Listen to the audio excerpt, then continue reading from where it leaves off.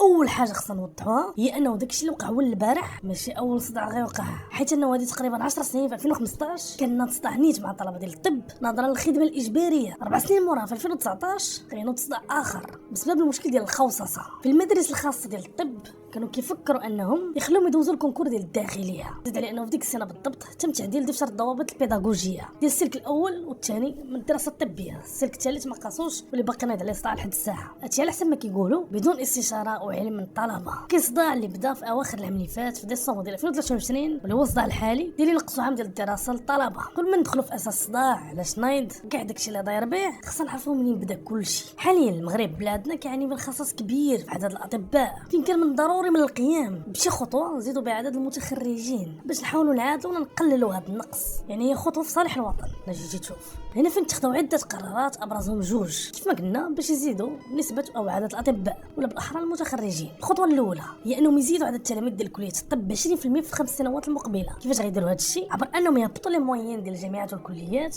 يعني شحال هذيك كتسمع انه باش تدخل تقرا الطب خاصك 16 17 15، دابا ولا الدخول عام 12. يعني سهلوا الولوج لانك تقرا الطب، بالاضافه لانهم بناو 4 الكليات جداد مدن مختلفه باش يتزاد العدد. هادشي كامل كخطوه اولى. الخطوه الاولى لقت نجاح كبير نظرا ان عدد التلاميذ تضاعف فعلا، حيت لهم كانوا كيتزادوا 2000 تلميذ كل عام مثلا، حاليا ولاو كيتزادوا 4000. كخطوه ثانيه قرروا ينقصوا عام من التعليم ديال الطب، يعني بلاص ما يتخرجوا في 7 سنين بغاو يخرجوهم في 6 سنين باش يتخرجوا قبل. هاد النقطه الثانيه ديال ينقصوا عام بالضبط هي اللي خلقت الروينه باش تفهموا علاش الطلبه ديال الطب رفضوا بتاتا نقص لهم عام في لافورماسيون ديالهم. خصني نشرح لكم شنو هو البروغرام اللي عندهم باش تفهموه واهميه كل سنه. الطلبه ديال الطب كيقراو 7 سنين. العامين الاولى اللي كتسمى بالسلك الاول من الدراسات الطبيه كيكون كامل تيوريك وكيتقرا في لونفي اي في الكليه. 3 سنين اللي من بعدها يعني العام الثالث الرابع والخامس يتم دمج النظري مع التطبيقي. يعني الطلبه كيدوزوا نص نهار يقراو فيه في لونفي ولا كيقراو فيه الدروس، ونص نهار الاخر كيلتحقوا بالمستشفى الجامعي اللي خاص كل كليه نورمالمون ديال الطب يكون عندها مستشفى جامعي باش يديروا لي براتيك ديالهم الطلبه. يعني كيديروا نص نهار في لونفي ونص نهار في المستشفى الجامعي باش يدمجوا النظري ديال الكليه مع التطبيقي ديال السبيطار. بينما العام السادس والسابع كيكون كله براتيك، كله ستاج، كله تجربه. كيدخلوا في ستاج عملي باش يشوفوا بزاف الحالات وياخذوا الاكسبيريونس. يعني كياخذوا فيه البراتيك خصوصا العام الاخير اللي غالبا كيمشيو فيه لشي مستشفى اقليمي او جهوي واللي ما كتكونش عندهم ريسبونسابيلتي كامله على العمليات، بل كيتم تعطيهم ويمكنهم يستشروا وقت ما بغاو. خصوصا في العام هو اللي كياخذوا فيه خبره كبيره وكيكتشفوا فيه نوع اكبر من الحالات، كيحيدوا داك الخوف وداك الدخول للميدان العملي. قرار جاب ان هذا العام الاخر السابع يتحيد. التلاميذ اللي ديجا دخلوا في هاد لا فورماسيون ديال 7 سنين شافوا ان البروغرام ديالهم غادي يتحيد منه عام كامل اللي هي 600 ساعه من لا فورماسيون بروفيسيونيل ديالهم. يعني ماشي التيوري، فورماسيون براتيك. يعني غيتخرجوا ب 600 ساعه اقل من المعتاد وماشي اي 600 ساعه. شنو كيعني انك تفقد 600 ساعه براتيك؟ يعني ضغط اكبر على الطبيب المتخرج، يعني مسؤوليه اكبر على العمليات، يقدر يدير شي خطا اللي هو غيتحمل المسؤوليه ماشي المؤطر ولا شي واحد. كيقولوا ان هذا القرار على حسب الطلبه ديال الطب جا بدون سابق انذار او تشاور معاهم.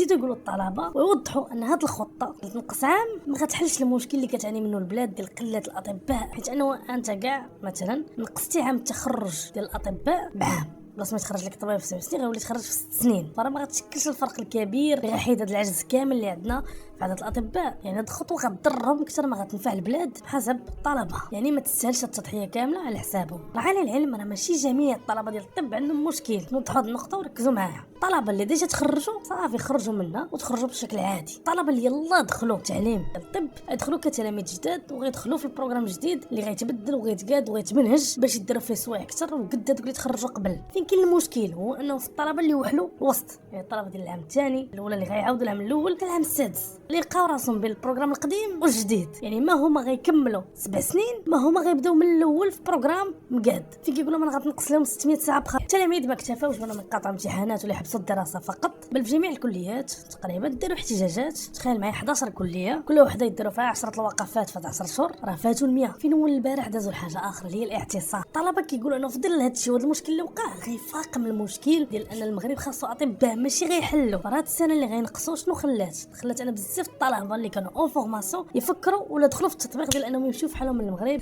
يكملوا قرايتهم على برا. وانا كتخسر طبيب فورمي 50 ولا 60 سنين مشكل، حيت انا اغلبيه الدول حتى هما عندهم عجز في الاطباء. اي واحد غيجي عندهم يقول لي مرحبا. يعني بلاصه تحل المشكل ديال انك تزيد عدد الاطباء المتخرجين يوليو دوك اللي قربوا يتخرجوا يمشيو. دابا الامر اللي كيهمنا والحل لهذا الشيء كامل، الطلبه ديال الطب كيطالبوا باربعه الحوايج اساسيين الا توفروا وداروا رجعوا من غدا يقراو. الطلب الاول هي ان التلاميذ كاملين اللي لقاو راسهم حاصلين في هذا القرار ديال انهم يقراو 6 سنين بدل من 7 سنين يخليهم يكملوا لا فورماسيون ديالهم عادي كهذوك اللي يلاه تخرجوا، بما انهم ديجا بداو في انهم يقراو 7 سنين يخليهم يكملوها تيسالوا هما واللي جداد يديروا لهم 6 سنين. المطلب الثاني يرجعوا مجالس ومكاتب الطلبه البي دي او بيرو دي زيتيديون. المطلب الثالث يبطلوا التوقيفات التاديبيه اللي خرجات في حق عدد من التلاميذ من طرد توقيف، يعني اي واحد خرج ضده شي قرار في الاحتجاجات وهاد الوقفات يتم المسامحه عليه وهادشي كامل يخرج في حقه يتبطل باش يرجع يقرا عادي. المطلب الرابع والاخير يتم اعاده برمجه الامتحانات في هاد 10 شهور اللي فاتوهم دورتين على الاقل، ولا يديروا لهم سيستم دو كريدي في الجامعات ديال برا، يعني دوز القسم الموالي وتابعين لك امتحانات تترجع لهم. هادو هما المطالب الاربعه الاساسيه. فين كان واحد المطلب اخر شي مهم في حال هادو مي جوبونس على حسب ما قالوا لي تحل، الا هو زياده التعويضات على المهام، حيت شحال هادي كتخلص اي طبيب كيدوز نص نهار في الجامعه ونص نهار الاخر في المستشفى الجامعي كانوا كيخلصوهم 21 درهم النهار، يعني هما طلبوا بكثر. هو المطلب